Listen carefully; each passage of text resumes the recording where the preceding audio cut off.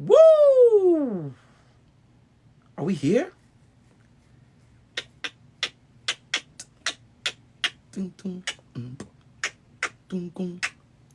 Oh, we are here. What is going on? Yeah, we live. What is going on? This is amazing.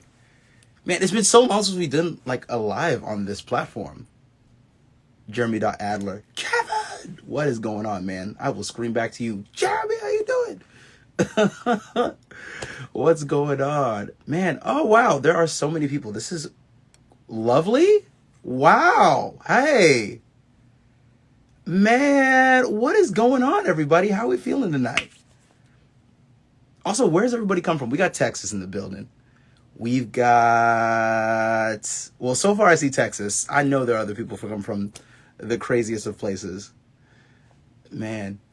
Y'all, deluxe album of the Lucky Ones. It's out. Was it out? Maybe in an hour it's out. I don't remember. See, this is why people need to keep me on track, because like these things I gotta remember. But regardless, it's coming out. It's tonight. We're really, really proud of these songs. Yeah, man, it's a different vibe. It feels like we're continuously pushing the boundaries for what we do. So I'm really, really excited for you guys to hear these songs. All right, I'm gonna find Kirstie. Kirstie Maldonado. Let's see where you are. Oh, I found you. Okay, I'm sending the. We got the Philippines, we got Washington, we got Alabama, Indonesia. I'm in Nigeria. Hello.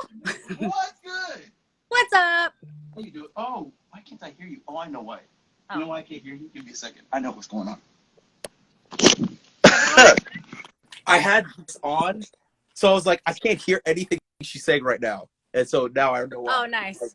My Bose headphones were on. Yo, how you feeling? I should have held a little stand. I'm good. I feel great. You look I feel amazing. very excited. Thank you so much. I can see my face. Okay, there we go. I'm super excited. I feel like it's so crazy when you hold on to things for so long and then you're like, oh, I really want them to come out. I really want them to come out. And it obviously takes a while to get anything done ever, I know. just naturally. But it kind of feels like, oh my gosh, now it's coming. It's here because they've been living with us for so long. And so I'm just so happy that everyone gets to see them. I know. Like, wait, how long have we been living with these songs for? I want to say is it early 2009? Early 18? 19, right? Well, and also one of my favorites has been around since like 2014. Oh, yo, that's true. Oh my gosh. I'd like to say it's always been an OG fave for me. Yeah, I know. But, we just like couldn't find the right project or time or purpose to put out the album, and now I feel, or this specific song. Yeah. And guys, this song that we're talking about, I want to just say, bitch sounds like a freaking angel. It's so good. An angel, and I know that already sells everyone because it's a Mitch solo, you guys. But it just sounds so good, and like the entire melody of the song just fits his voice so well, like stylistically.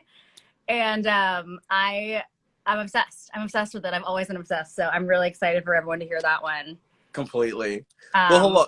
I found some questions from fans. Let me see. Great. Yes. Let me find some.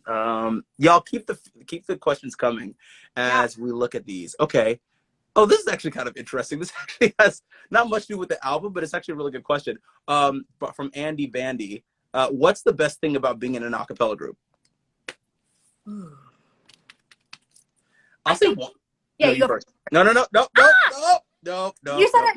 You spoke first. I'm gonna think about it. I think one of the most interesting things about being part of an a cappella group is that this music is so unbelievably vulnerable. And I don't think I've ever been, I mean, I play cello and I love that, but there's this vulnerability when it's literally your naked body emitting sound with others as well. And it's chilling, it's frightening at times. But that vulnerability brings us together, which I feel like is also somewhat a theme of this album. Just the nakedness that we've all seen in terms of each other going through our processes. Like we've seen it all, everything, like the good, the bad, the ugly, the hopeful, but we can all grow in this time period. And that's why this album's so important. But I feel like a cappella brings it's the same metaphor. Like it's frightening to be together sometimes when you're that vulnerable, but it's a beautiful, beautiful vulnerability. So that's the thing that I'm the most excited about when it comes to acapella.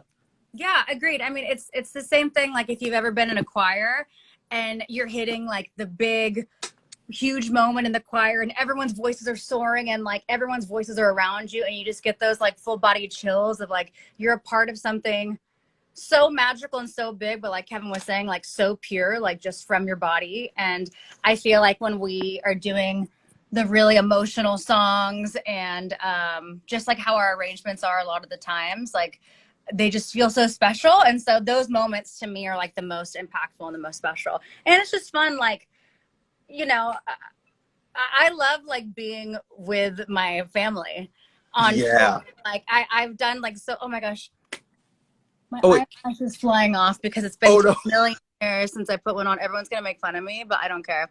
Whatever. Live your life. Whatever. But yeah, it's also just like so magical to be like with a group and experiencing such amazing things with other people.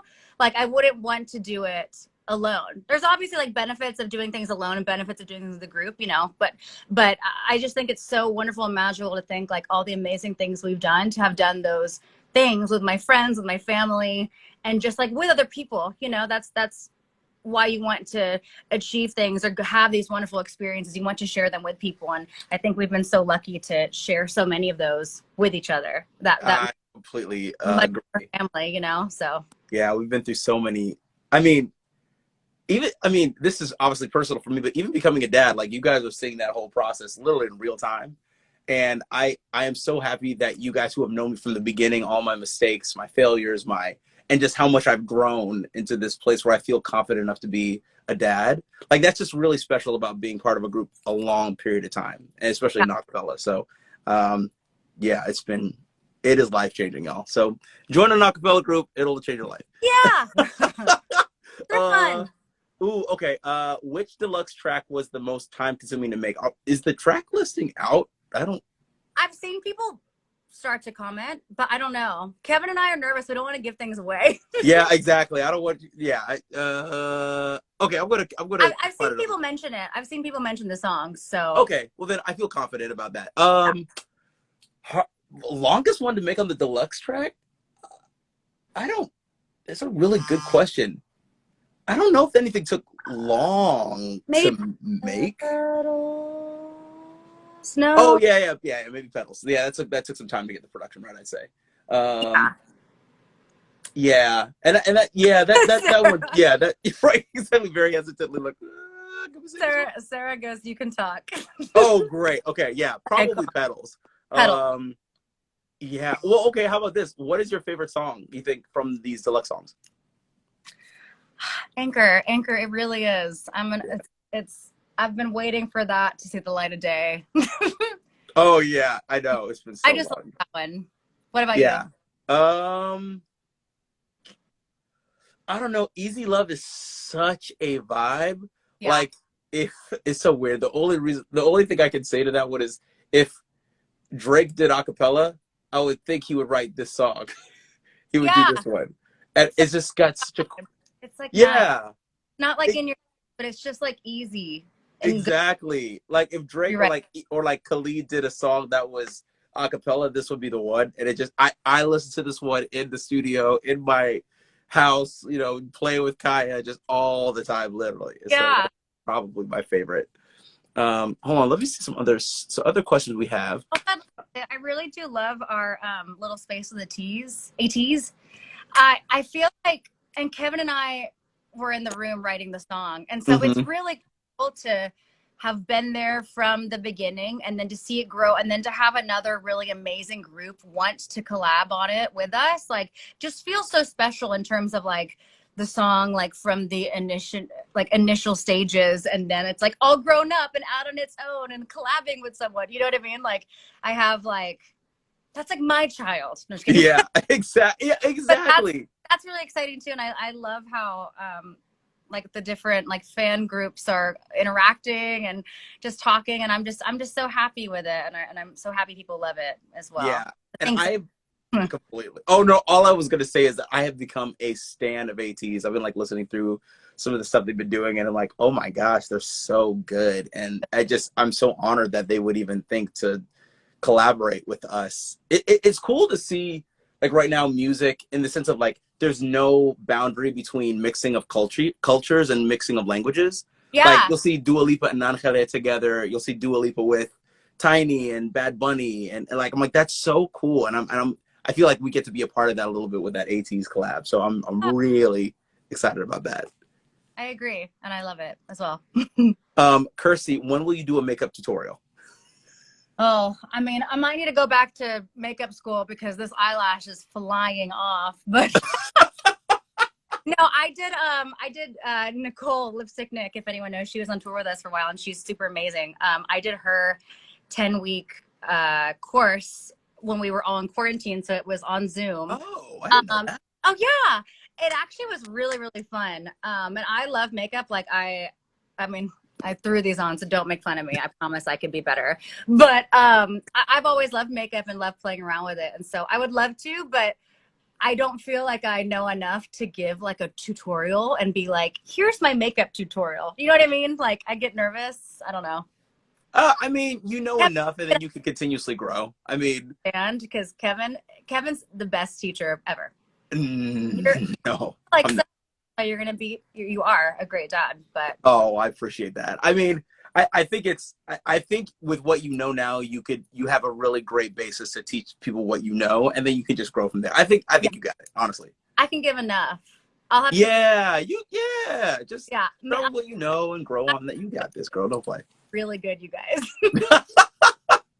Oh, this is a good question. How did the monthly class come to be? I'm so excited to learn from your process. Yay! Oh, that's a good question. Who signed up and who's doing it? Because yeah, that's what I want to know. I agree. Who is signing up for the class? That's what I care about because we have so much to teach you about our process. Yeah. How did it come about? They reached out to us, honestly. Yeah. And we were so honored. I mean, I guess what we've been doing acapella now for 10 years. And I think it's one of those things that I think, once again, vulnerability. We know what we do well. I don't necessarily know if we know everything to know about acapella, but we know us and we can at least teach people what we do and how we think through it. Yeah. So it was excited to go through the process and slow it down when we were teaching it. We're saying, oh, these things that are so quick and intuitive for us, we need to figure out a way to explain it. And I think I realized how much we really understand what we do. I mean, when you're doing it so quickly, because I mean, and you'll see in the class, we want to go so fast because there's so much that we want to do, but then we have to slow it down. It's cool to know how much we've mastered what we do. And that's been really, like settling. It was fun to like get down to the like little bits of exactly what it is too, like, and that's why I say Kevin's such an amazing teacher, because I feel like he really excelled there. Like when they would be like, actually, that's kind. Am I explaining that a little bit more? I'd be like, I mean, like, what do you mean explain it? You know what I mean? But like I feel like you always had a really great way of explaining things in a way where like, yeah, like all the natural things that I would just be like, oh yeah, it's just this. It's A, it's B, it's whatever. Like you were able to explain them in such a great way. And I feel like that's not like a strong point for me. So, but in the entire process, it was really cool to go back and like get down to exactly like how we used to do everything and arrange like in front of people, like in person and be filmed like that. We've never done that before. And I feel like so many people have asked us to. So it was really exciting. And it was, yeah, I agree. And also if you guys forever.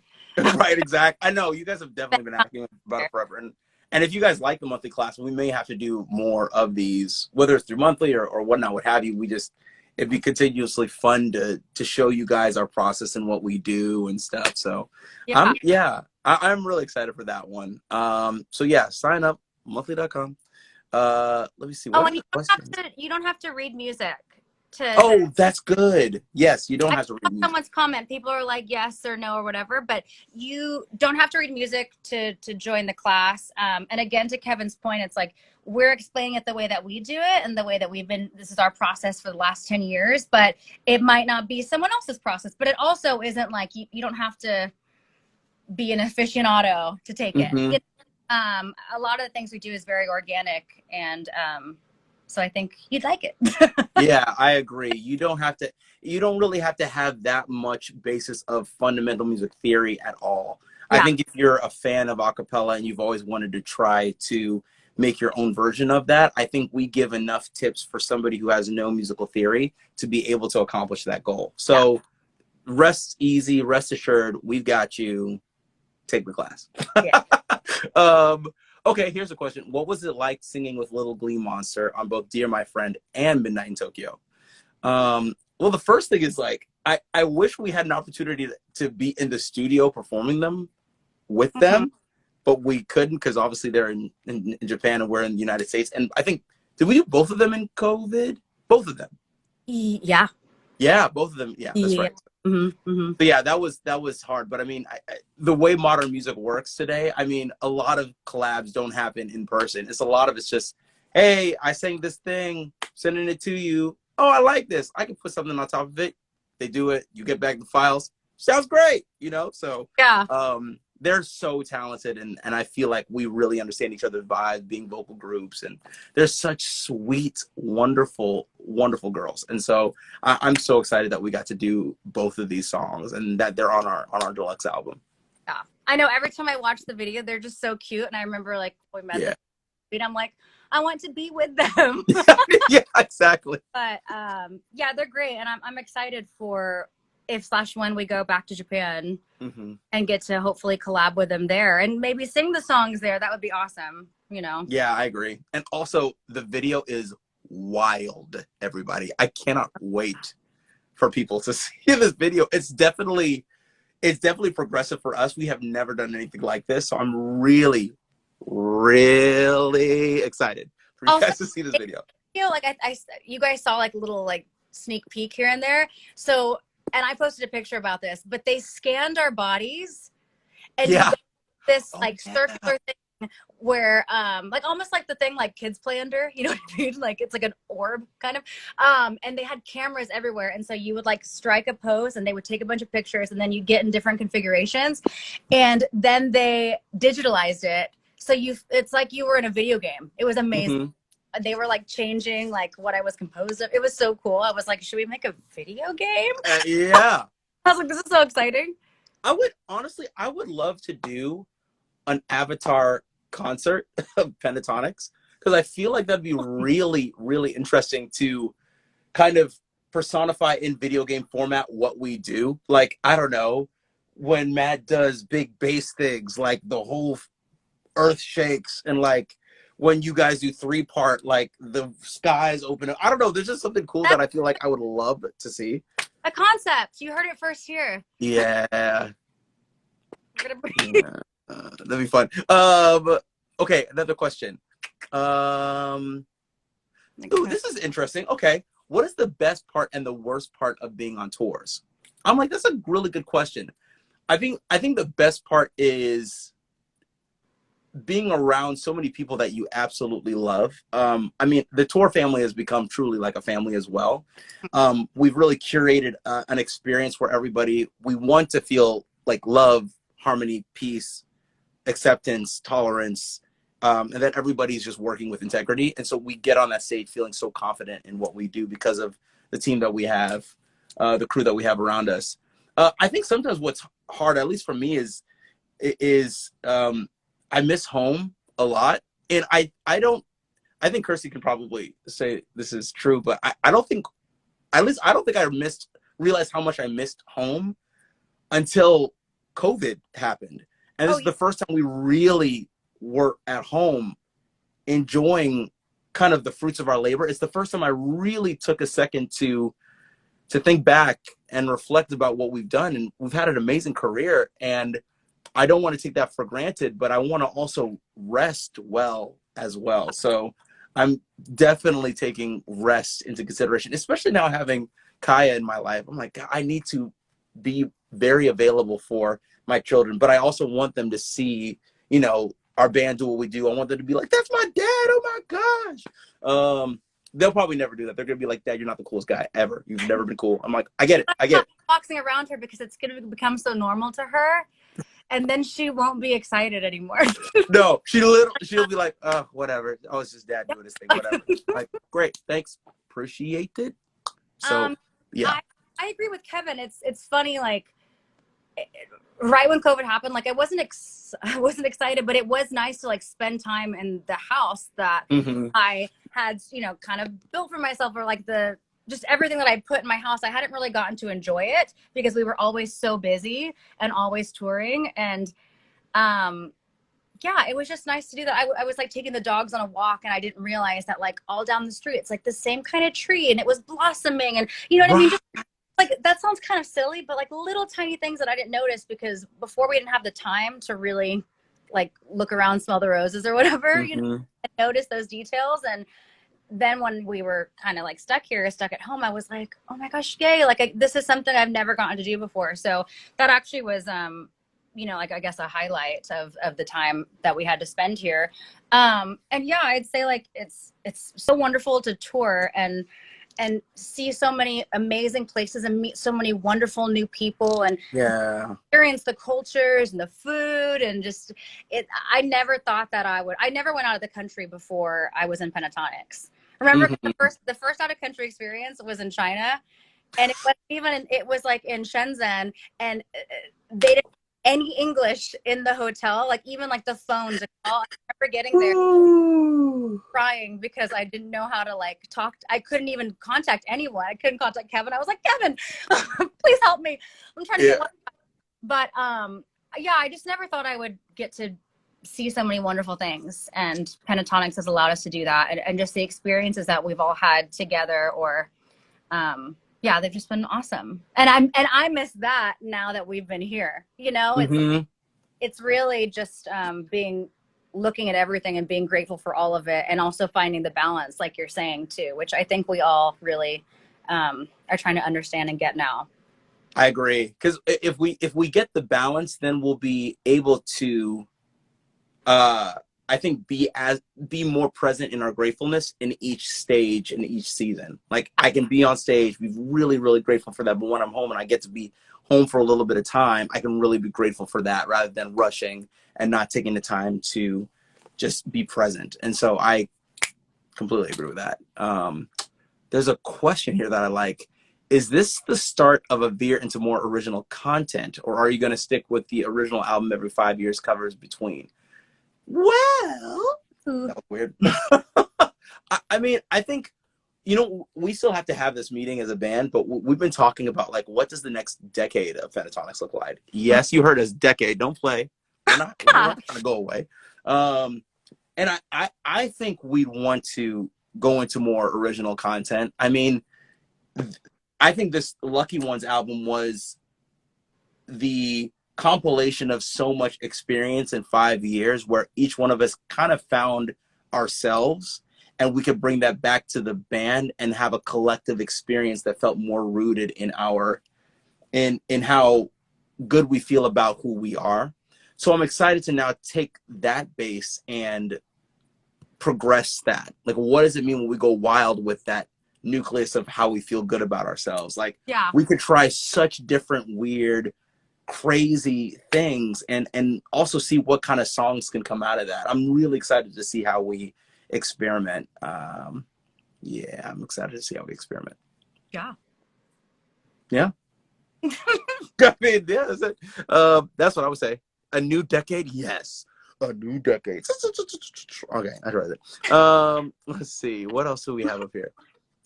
8:24. Kirstie, we got 5 or 6 minutes, and then I think somebody else is doing it. Yeah, I think Matt's doing live at 8:30 on YouTube. Is that correct? Yeah, that is correct. Okay. Halloween album? Gosh, I wish. That'd be crazy. I am so down for that. As you Honestly, I'd be really down if we did. We've talked about this whole, like, if we did a post-punk 2000s like album, that would be cool. Oh yeah. I want that to happen. Yeah. Let's see. Would y'all ever do a virtual concert? Yeah, I think so. It just would have to be done right, because like we couldn't do it over Zoom because too much uncertainty. I don't know how we would do that. Oh, But yeah, I think sometime soon. Let's see, what else is there? Um, oh wow, how are you gonna decide what songs to sing for tour? That is such. we have no idea. Yeah, I mean, because we did really progress and push ourselves, I think, on this album vocally, and songwriting wise and production wise, that it would really take some time to figure out the arrangements live, which is Yeah. an exciting thing to think about. But like it would really have to take some time. So you'll see it when you see it. How about that? You'll figure it out when we're on stage. We have so much new content. Like before, I feel like when we were touring kind of nonstop, it was kind of hard to add new things into the mix because we were already so busy. But now that we've had all the Yeah. so many new songs, so much new content. Mm-hmm. I agree. Yeah, I'm really excited because I feel like you get when you're doing the same thing over and over, it's like not as exciting anymore. And now we have so much new stuff. So I'm really looking forward to it. I know. Well, it's funny because I Yeah. feel like we have so much new content where I'm like, a lot of the stuff that we've done in the past, I would almost say 70 to 75% of that we can put to the side and really focus on all the new content, which would be super exciting, at least for us to sing just new stuff in general. So Yeah. We'll have to um, practice though. I'm kind of nervous. yeah, you're right. We'd have to practice a lot. But they don't know what they're in for. Exactly. They're like, it could be amazing or it could go terribly wrong. So we'll have to figure it out. There's this one question that I like that could be a closer of this live. Since being in PTX, how have you grown the most personally and musically? That's a good question. I'm gonna let you start with that. Oh my God. I mean, so much. If you think about it, it's been 10 years from early 20s. Or I mean, when I joined, I was 19. So under 20 to now 29. And I think just in that year, in any 10 years, you grow so much. Wow. I mean, I don't even know. So much. Pick one attribute personally, one attribute musically that you're like, in this one area, I have really grown. I think my focus and my commitment has really grown. Agree. It's not like I wasn't committed or focused, but if there wasn't a clear path or I wasn't certain or I didn't know, I would be too worried about how to get there.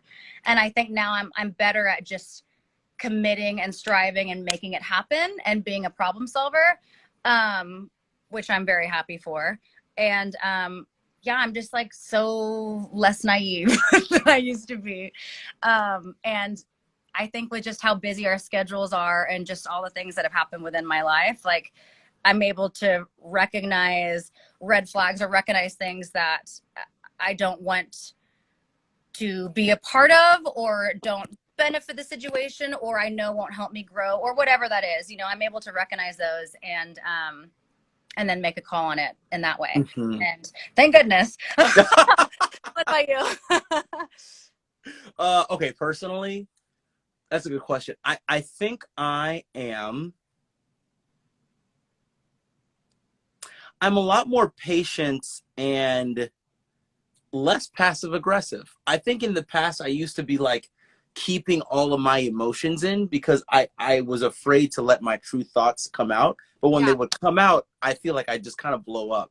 And so I have learned to be able to speak honestly, but not be passive aggressive. Just say what I need to say.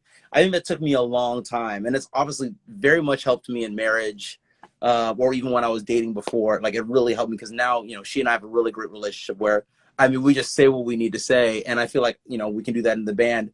And we all know that we're all trying to accomplish the same goal, albeit we all have different methods or ideals of how to get there. Yeah. But I'm really, really, really excited about that. That one, I'm personally very happy for my growth. Musically, I think I am a lot more accepting to new ideas. I feel like because of the musical background of, a strict pedagogy of classical music, I wasn't as, not as not, I won't say not as creative, but if there are new ideas that didn't work within the musical theory that I understood, I would say I don't understand how this is going to work. But some music just feels good because it feels good. And the basis of music is not based off of theory. Theory comes after people make something, and then you create a study around it. So I think now I'm just like, oh, if it feels good, it feels good. And maybe somebody will study what we do, and there'll now be a theory of how a cappella should be done from us. And so I'm really open to accepting new ideas, I think, from that standpoint. So I don't know. What about you?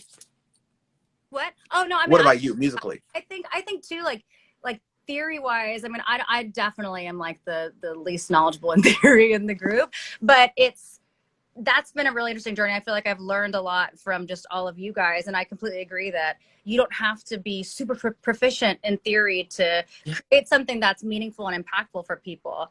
That obviously is like a nice little glitter add-on sparkly moment, but that's not everything that you have to make something really impactful.